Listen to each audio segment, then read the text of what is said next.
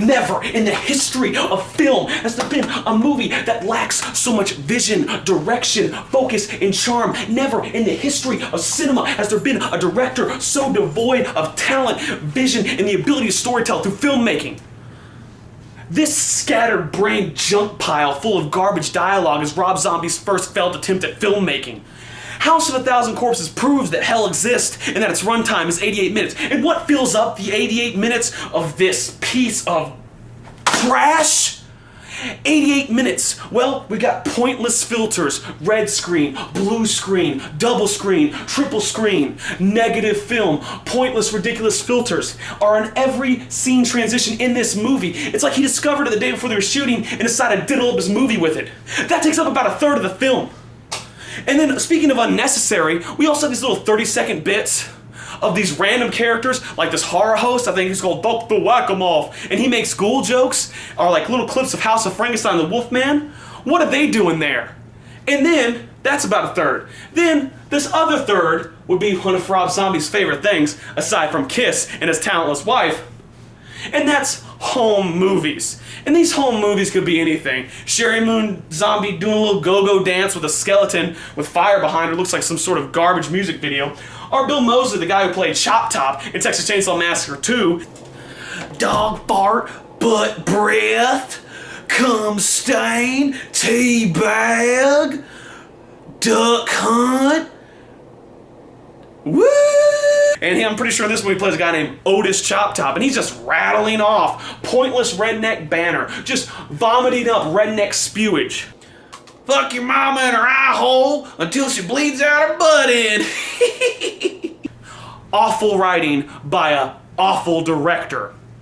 So then, when it's not filters, our home movies, our horror host, we have the actual film. And here's the plot of the film. Let's see if I can get this right. You got the dickhead from The Office and the fat guy who used to host Singled Out, and they're doing some road trip to write some dumbass book. They run into Captain Spaulding, who tells them the origin of S. Quentin Quell, aka Dr. Satan, the guy who used to work at the Weeping Willows Hospital, who got hung because he was trying to make an army of super soldiers out of the mentally ill. Because he was trying to make an army of super soldiers out of the mentally ill? Another mind-numbing scene from another mind-numbingly bad movie. So from there, we go from the Dr. Satan bit, we go straight into chainsaw ripoffery. We've got plot devices from the original Texas Chainsaw Massacre. We got a hitchhiker who turns out she works for the family. We've got a gas station attendant, turns out in the end he works for the family, just like in the original Chainsaw. But there's also so much homage, which means stuff ripped off, of Texas Chainsaw Massacre 2. First off, you got Chop Top rattling off Bitch Hog and all the lines he did in the movie. The Texas Chainsaw Massacre 2 movie, that is. And you have people face wearing and all sorts of chainsaw, just stuff lifted, straight stolen. And it doesn't work. And you have a guy, and they have a whole family, just like in Chainsaw. You got a whole family of killers. And there's one named Tiny, and he's kind of like Leatherface, and he's got a crush on the girl, which is exactly like the subplot in Texas Chainsaw Massacre 2. And plus, the whole family must have been trained in a Nick Cage Southern acting dojo, because they're all hamming it up. Sir Isaac Newton, more like Sir Isaac Teabag. Whoa, whoa, whoa. Gravity ain't nothing but a bitch hog. And when the Firefly family finally gets their victims, they finally get them in there, what do they decide to do? Well, Baby, who's played by Sherry Moon Zombie, who's probably the most useless twat in Hollywood, which covers a lot of ground. That girl's about as talented as a bag of tennis balls. She's about as smart as a jar of mayonnaise. This girl plays like an 11-year-old evil girl.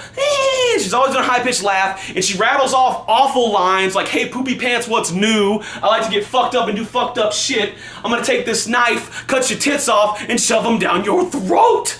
Stuff like that. Anyways, they got the victims ready right where they want them. And this family of killers got them. So then, what do? Since it's Halloween, that doesn't have anything to do with the movie, but it's Halloween, so Grandpa decides to do his stand-up routine. Not really sure what the point of this is, but he gets up. He was in a wheelchair the whole movie, I wasn't really paying attention. So he gets up from the wheelchair and he opens up with this great joke that I believe it went something like, Eat your wife's pussy! I'm pretty sure George Burns opened with that back in '74. And then if that's not enough, Sherry Moon Zombie gets all dressed up like a geisha doll and sings, oh, sorry, she doesn't really sing, lip sync, because remember, no talent. She lip syncs Santa Baby or some stupid ass Shirley Temple song from way back when, and it's awful. And of course, the whole thing's shot in split screen so we can see the reactions. I wish you could have seen my reaction. Oh wait, here you go. That's what it looked like. So anyways, after this ridiculous scene of stand-up comedy musical number, we get a cop scene thrown here for no reason. And of course, another thing Rob Zombie tries to experiment with and fails at is he puts music that doesn't fit the mood of the scene. Like we have a person, one of our heroes gets killed in a flashback, in a home movie. What, our hero's not good enough to be killed in real time? So he gets killed in a home movie to brick house, and Sherry Moon Zombie's dancing badly. And it's awful. And Chop Top, Otis Chop Top this week, he acts just like Chop Top, but instead of liking Sonny Bono, he complains about having a frozen brain and carries around a dead fetus. I'm not really sure where that goes. Eat my ass, you dummy bitch! Ooh, ooh! Now, lick my face! And then it gets worse. Just when you thought it couldn't get any worse. Let me tell you something. They put them in bunny costumes. After they kill the cops just to up the body count, they gotta pad out the body count because this movie's called House of 1,000 Corpses. And when I went to see the movie House of 1,000 Corpses, I thought, I don't know, maybe I'd see 1,000 corpses or at least some innovative deaths or at least a lot of kills. I saw nothing. Everyone's got a House of 1,000 Corpses story. Oh man, I heard it was all fucked up and I had to go see it for myself. And what did you see? A bunch of filters, nonsense, horror hosts, and chainsaw rip-offery. Chainsaw ripping off. Everyone was disappointed with this movie. Everyone.